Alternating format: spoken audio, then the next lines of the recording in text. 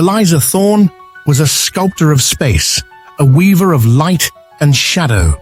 Her name was synonymous with architectural brilliance. Not merely a builder, she was a creator, imbuing each structure with her own spirit.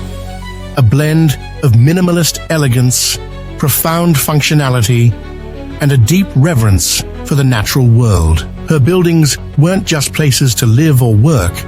They were experiences designed to elevate the human spirit. When she met Mark Sterling, a venture capitalist with a vision as ambitious as her own, she saw a partner, a collaborator, a soulmate. They were the perfect pairing, two forces colliding to build a future that shone with promise. Their shared dream manifested as a coastal masterpiece, a home sculpted into the cliffs overlooking the Pacific. Its vast glass walls embraced the ocean's expanse. Its interiors echoed the clean lines of the natural formations, and its integration of sustainable technologies reflected their commitment to a responsible future. The wedding, planned for the cusp of summer, was to be the culmination of their success, a celebration of their love, their partnership, and the beautiful life they were building together.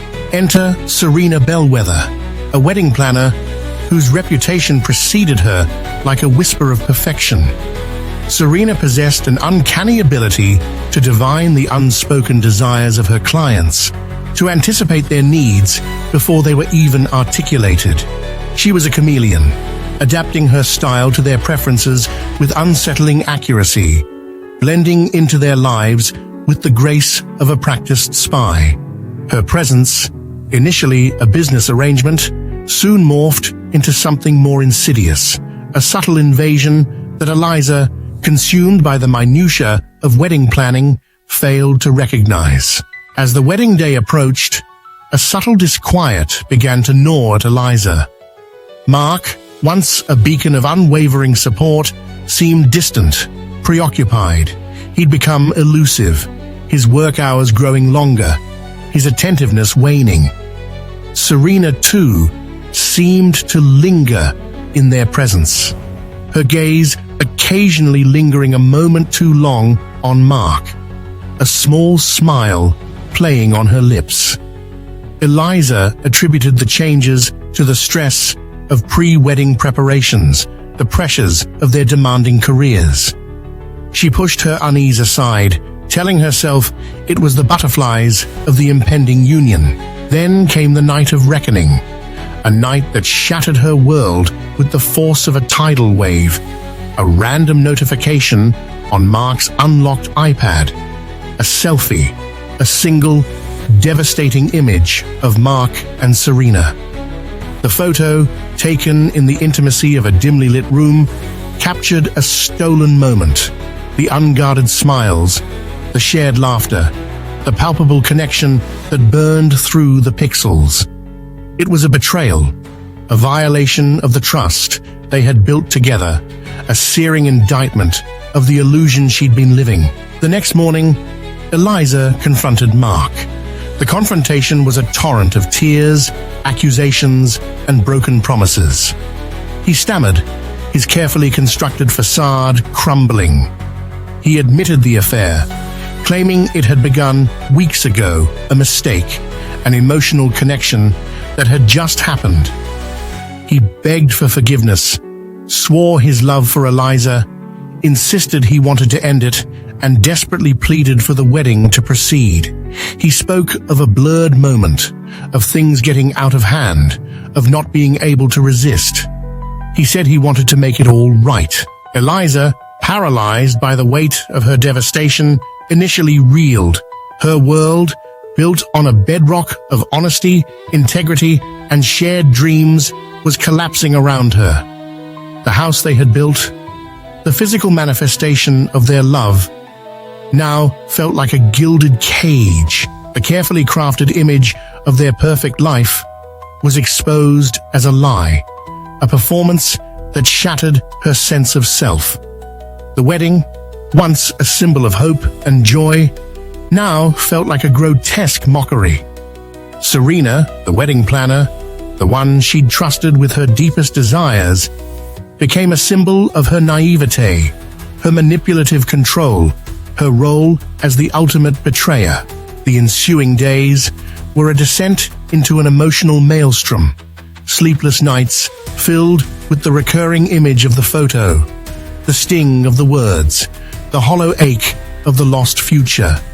Tears, both silent and unrestrained, flowed freely. She confided in her closest friends, colleagues who urged her to leave Mark, to cancel the wedding and reclaim her life. But something within Eliza resisted. It wasn't just about revenge, though the desire for it burned like a slow-burning fire. It was about regaining control, about refusing to let their betrayal define her. She saw the wedding not as the end of her dream, but as an opportunity to rewrite the narrative, to transform the pain into power. Meticulous research became her new obsession. She gathered evidence, piece by piece, like a forensic architect reconstructing a shattered building. She delved into Mark's digital footprints, uncovering a trail of late-night texts, hushed phone calls, stolen meetings. She consulted security camera footage, piecing together a timeline of their clandestine affair. The details were brutal, each piece a hammer blow against her heart. The extent of the deception was soul-crushing, but in the midst of her despair, a plan, cold and precise, began to take shape.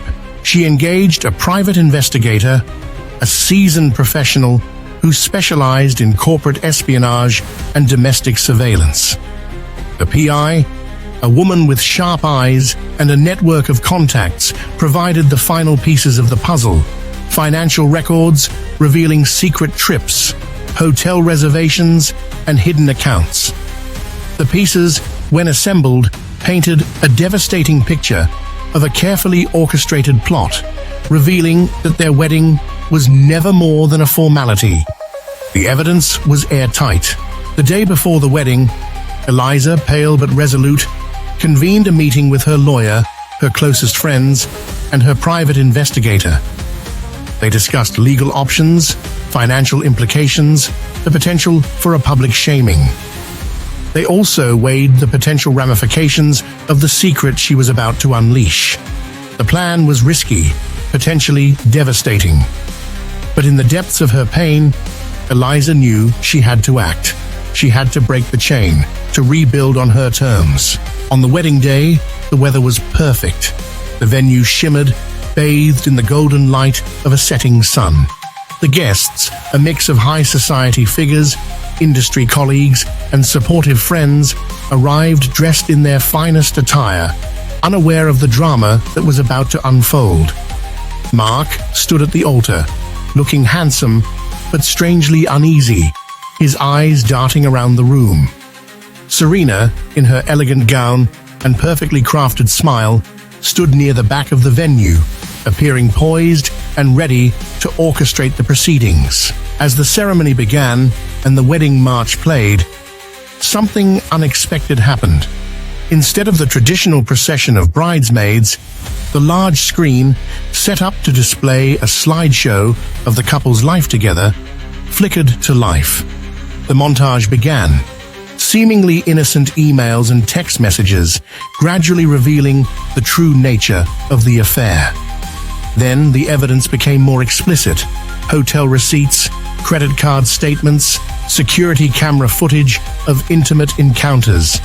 The murmurs rippled through the crowd, curiosity turning to shock, then to outrage. As the video reached its climax, showcasing Mark and Serena in a passionate embrace, the full scope of their betrayal laid bare, Eliza, regal and composed, walked down the aisle. She didn't walk towards Mark. Instead, she made her way to the microphone. Her voice, initially soft, grew in strength with each word. "This wedding," she began, her gaze sweeping across the room, meeting the eyes of each guest, was supposed to be a celebration of love, of commitment, of a shared future. But it became something else entirely. It became a lie, a carefully constructed deception. She directed her gaze at Mark and Serena, who had transformed from poised facilitators into frozen statues, their carefully constructed masks finally shattered. "You," she continued, her voice steady and clear, "both betrayed me. You violated the sanctity of our relationship, of our home, of everything we built, everything we had." A hushed silence fell over the room, punctuated only by the gentle lapping of the ocean waves. The air was thick with the tension and the unsaid questions. "I'm not canceling this wedding," she announced, her voice ringing with newfound resolve. "But I am changing it." She turned to her friend, Liam, one of the groomsmen, a man whose quiet support and understated elegance had been a constant comfort throughout the ordeal. Liam, a fellow architect and her confidant, had always been in her corner. Their connection had been forged by shared passion for design, their friendship strengthened by a shared appreciation for integrity. He was the perfect symbol of her resilience, of her capacity to love. She offered him a small, genuine smile and held out her hand. "Liam, will you marry me?" A collective gasp swept through the room. Mark's face crumpled. He looked as if he had been physically struck. Serena, her eyes wide with disbelief, struggled to regain her composure. Liam, his face a mixture of surprise and joy, walked towards Eliza, his own hand trembling slightly. He took her hand, looked into her eyes, and said, "Yes." The ceremony, now transformed, unfolded with a raw, authentic beauty that touched every guest. The wedding vows were exchanged, not between two people consumed by deception, but between two souls who valued honesty and mutual respect. The rest of the evening was a blur of celebration and vindication. As the newly married couple shared their first dance, Mark and Serena were escorted from the venue, their faces a mixture of shame and desperation. The next morning, after a wedding night spent in quiet intimacy, Eliza, now Mrs. Thorne Sterling, stood on the balcony of her home. The house that had once represented the future, with Mark now felt like a symbol of her own strength. She looked out at the ocean, the fiery hues of the sunrise painting the sky in vibrant colors. The inferno had passed, leaving a trail of ash and destruction, but from the ashes, something new had emerged. She was no longer defined by the betrayal. She had reclaimed her life, rebuilt her world. The pain was still there, a lingering ache, but it was overshadowed by a newfound sense of self, a quiet confidence, and the unyielding belief in her own strength.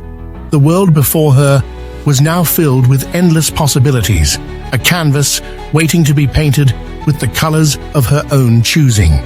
She was an architect, a creator, and now a survivor. The architect, having designed her own destiny, was ready to build her new life from the ground up.